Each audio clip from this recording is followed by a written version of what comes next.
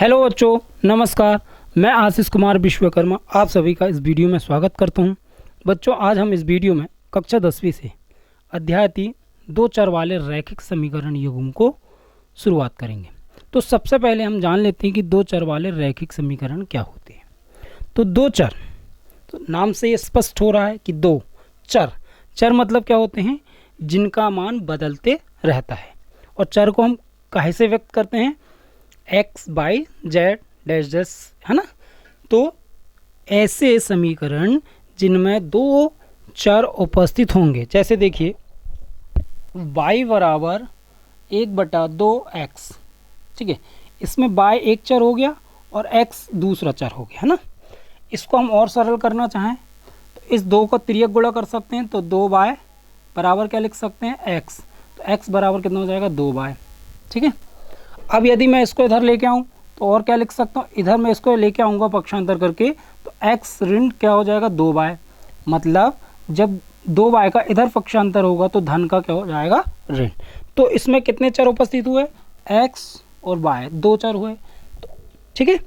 अब दूसरा एक और देखते हैं। 3x धन 4y बराबर 20। तो x एक चर, y दूसरा चर। इसको और सरल करना चाहें, 3x धन 4y ऋण 20 बराबर 0। इस 20 को हमने पक्षांतर कर लिए।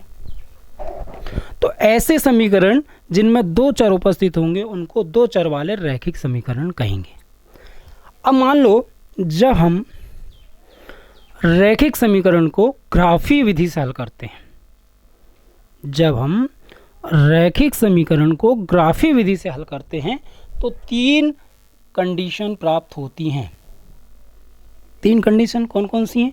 पहले देखते हैं कि जब रेखाएं एक बिंदु पर प्रक्षेप करती हैं। मान लो हमने रैखिक समीकरण को सॉल्व किया और हमें दो रेखाएं जो है प्राप्त हुई और वो एक दूसरे को एक बिंदु पर क्या कर रही हैं? प्रतिच्छेद कर रही हैं। जब दो रेखाएं एक बिंदु पर प्रतिच्छेद करती हैं तो उस स्थिति में उस समीकरण का अद्वितीय हल होता है। जब रेखाएं एक दूसरे को एक बिंदु पर प्रतिच्छेद करती हैं तो समीकरण का क्या हल होता है? अद्वितीय हल होता है, ठीक है। अब दूसरी कंडीशन क्या हो सकती है कि जब हमने उस रैखिक समीकरण को हल किए, हमें दो रेखाएं प्राप्त हुई जो एक दूसरे के समांतर प्राप्त होती हैं, ठीक है। जब दो रेखाएं एक दूसरे के समांतर होती हैं तो इस स्थिति में समीकरण का कोई हल नहीं होता। जब दो रेखाएं एक दूसरे के समांतर होती हैं तो समीकरण का कोई हल नहीं होता। जब रेखाएं प्रतिच्छेद करें तो अद्वितीय हल, और जब रेखाएं समांतर हों तो कोई हल नहीं, ठीक है। अब तीसरी कंडीशन क्या है? जब रेखाएं समपाती। समपाती का मतलब एक रेखा दूसरी रेखा के ऊपर उपस्थित हो। तो इस तरह से तो इस स्थिति में जो समीकरण होगा उसका अपरिमित रूप से अनेक हल होंगे। क्या होंगे? अनेक हल होगा। तो तीन कंडीशन हमको प्राप्त होंगी जब हम रैखिक समीकरण को ग्राफीय विधि से सॉल्व करेंगे तो हमें तीन स्थिति प्राप्त होती है। पहली ये है कि जब रेखाएं एक दूसरे को एक बिंदु पर प्रतिच्छेद करें तो उस समीकरण का जो हल होगा अद्वितीय हल होगा। जब रेखाएं एक दूसरे के समांतर होंगी तो उस समीकरण का कोई हल नहीं होगा, ठीक है। और जब रेखाएं एक दूसरे के ऊपर यानी समपाती होंगी तो उस समीकरण का अपरिमित रूप से अनेक हल होगा। तो इस तरह से हमें तीन स्थिति प्राप्त होंगी। और आगे हम उदाहरण के द्वारा समझते हैं। देखिए है कि x ऋण 2y बराबर 0 और दूसरा है 3x धन 4y बराबर 20। जब हम इस रैखिक समीकरण को हल करेंगे तो हमें जो रेखाएं प्राप्त होंगी वो एक दूसरे पर प्रतिच्छेद करेंगी एक बिंदु पर। जब हम इस रैखिक समीकरण को हल करेंगे ग्राफीय विधि से तो हमें दो रेखाएं प्राप्त होंगी जो एक बिंदु पर क्या करेंगी? प्रतिच्छेद करेंगी। और जब क्या होगा? रेखाएं प्रतिच्छेद करती हैं, जब रेखाएं प्रतिच्छेद करती हैं तो उस समीकरण का अद्वितीय हल होगा। तो इस समीकरण का क्या होगा? अद्वितीय हल होगा। ठीक है। अब यहाँ पे जब हम इस रैखिक समीकरण को हल करेंगे तो हमें रेखाएं संपाती प्राप्त होंगी। क्या प्राप्त होंगी? रेखाएं संपाती प्राप्त होंगी। जब रेखाएं संपाती प्राप्त होती हैं तो समीकरण का क्या होता है? अपरिमित रूप से अनेक हल होंगे। जब हम इस रैखिक समीकरण को हल किए तो हमें रेखाएं क्या प्राप्त हुई? संपाती। और जब रेखाएं संपाती प्राप्त होती हैं तो उस समीकरण का अपरिमित रूप से अनेक हल होगा। अब तीसरा क्या है? जब इस रैखिक समीकरण को हम हल करते हैं तो रेखाएं जो होंगी, रेखाएं समांतर प्राप्त होंगी। जब रेखाएं समांतर प्राप्त होंगी तो उस समीकरण का क्या होगा? कोई हल नहीं होगा। तो हमने 3 उदाहरण को देखा। पहले में रेखाएं प्रतिच्छेद कर रही हैं, दूसरे में संपाती रेखाएं प्राप्त हो रही और तीसरे में समांतर प्राप्त हो रही। प्रतिच्छेद का मतलब ऐसा, समांतर ऐसा और संपाती का मतलब एक दूसरे के ऊपर उपस्थित होना। तो इसको हम एक सारणी के द्वारा समझते हैं ना। आइए हम सारणी से देखते हैं। सबसे पहला रैखिक समीकरण है x ऋण 2y बराबर 0। दूसरा है 3x धन 4y ऋण 20 बराबर 0। हम क्या करेंगे? इन दोनों रैखिक समीकरण की तुलना a1x धन b1y प्लस c1 बराबर 0 से और a2x plus b2y plus c2 से करेंगे। इसकी तुलना हम इससे करेंगे और इसकी तुलना हम इससे करेंगे। देखिए, इसकी तुलना यदि हम करते हैं तो यहाँ पे x का गुणांक क्या? a1। तो यहाँ पे x का गुणांक कुछ नहीं दिख रहा। a1 बराबर कितना हो गया? 1। ठीक है। अब यहाँ पे इस y का गुणांक क्या? b1। तो इस y का गुणांक कितना है? ऋण 2। तो b1 बराबर कितना हो जाएगा? ऋण 2। अब यहाँ पे c1, तो यहाँ पे हम देखते हैं c1 है ही नहीं है, तो क्या हो जाएगा? c1 बराबर 0।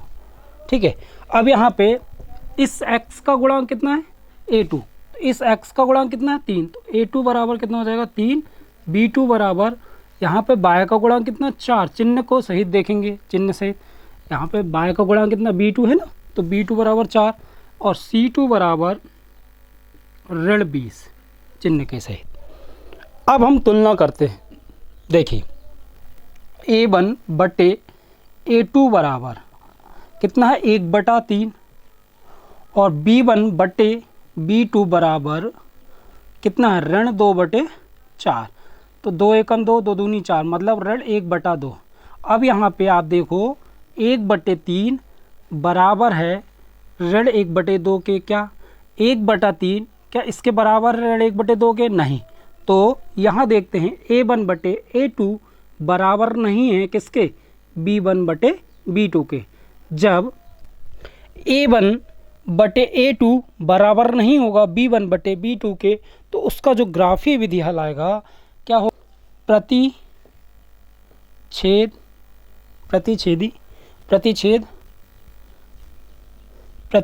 करती हुई रेखाएं। यानी जब a1 बटे a2 बराबर नहीं होगा b1 बटे b2 के तो हमें कौन सी रेखाएं प्राप्त होंगी? प्रतिच्छेदी रेखाएं। मतलब ये रेखाएं एक दूसरे को एक बिंदु पर प्रतिच्छेद करेंगी। जब रेखाएं एक दूसरे को एक बिंदु पर प्रतिच्छेद करती हैं तो क्या होता है? केवल एक अद्वितीय हल होगा। जब रेखाएं प्रतिच्छेदी प्राप्त होंगी तो उस रैखिक समीकरण का हल अद्वितीय प्राप्त होगा। जब एक अद्वितीय हल होगा तो इसका जो हल होगा वो क्या प्राप्त होगा? संगत प्राप्त होगा। क्या प्राप्त होगा? संगत हल होगा। तो इस तरह से ये हमने पहले समीकरण को देखा। अब दूसरा देखते हैं, इसी की तुलना a1 b1 c से करेंगे।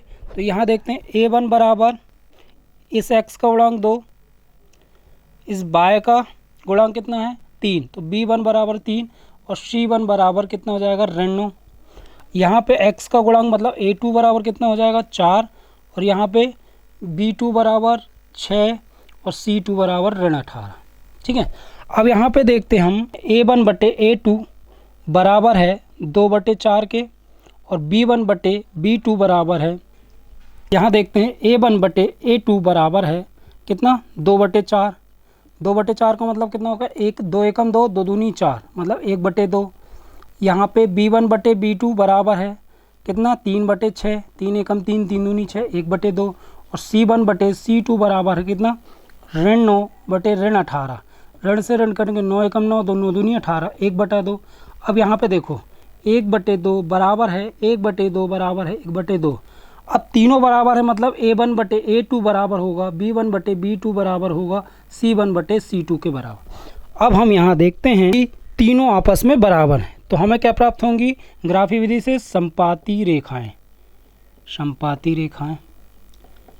संपाती रेखाएं प्राप्त होंगी। जब संपाती रेखाएं प्राप्त होंगी तो उसका जो बीजगणितीय निरूपण होगा अपरिमित रूप से अनेक हल होगा। मतलब उस रैखिक समीकरण युग्म का अपरिमित रूप से अनेक हल होगा। संगत है या असंगत, तो जब अपरिमित रूप से अनेक हल होगा तो इसका हल जो होगा संगत हल होगा। क्या हल होगा संगत हल होगा। ठीक है, अब इस तरह से जब तीनों आपस में बराबर होंगे, जब a1 बटे a2 बराबर b1 बटे b2 बराबर c1 बटे c2 बराबर होगा तो जो रेखाएं होंगी वो संपाती रेखाएं, और जब संपाती रेखाएं होंगी तो उस रैखिक समीकरण युग्म का अपरिमित रूप से अनेक हल होगा और उस समीकरण का संगत हल होगा। अब तीसरा देखते हैं। देखिए यहाँ पे a1 बराबर इस x का गुणांक कुछ नहीं तो कितना है 1, b1 बराबर कितना है इस y का गुणांक देखो 2 और c1 बराबर ऋण 4। यहाँ पे देखो a2 बराबर 2, b2 बराबर 4 और c2 बराबर ऋण 12। अब यहाँ पे हम देखते हैं a1 बटे a2 बराबर 1/2, b1 बटे b2 बराबर क्या है 2/4, 2 एकम 2 2 दूनी 4 तो मतलब 1/2। c1 बटे c2 बराबर है ऋण 4 बटे ऋण 12। ऋण से ऋण करके 4 एकम 4 4 3 12 1/3। 1/2 बराबर है 1/2 के, लेकिन बराबर नहीं है 1/3 के। मतलब a1 बटे a2 बराबर है b1 बटे b2 के, बराबर नहीं है c1 बटे c2 के। अब यहाँ पे हम देखते हैं a1 बटे a2 बराबर है b1 बटे b2 के, लेकिन बराबर नहीं है c1 बटे c2 के। तो समांतर रेखाएं प्राप्त होंगी। समांतर रेखाएं का मतलब एक दूसरे के समांतर प्राप्त होंगी। संपाती का मतलब एक दूसरे के ऊपर उपस्थित होंगी। ये इस तरह से है ना। जब समांतर रेखाएं प्राप्त होंगी तो कोई हल नहीं होगा। जब कोई हल नहीं होगा तो उसका क्या होगा असंगत हल होगा। तो इस तरह से हमने ये सारणी के द्वारा समझा कि जब प्रतिच्छेदी रेखाएं होंगी तो अद्वितीय हल होगा तो उसका संगत हल होगा, और जब संपाती रेखाएं प्राप्त होंगी तो अनेक हल होंगे तो संगत हल होगा, और जब समांतर रेखाएं प्राप्त होंगी तो कोई हल नहीं होगा और असंगत हल होगा। कब ये आपको सारणी IMP है, क्यों?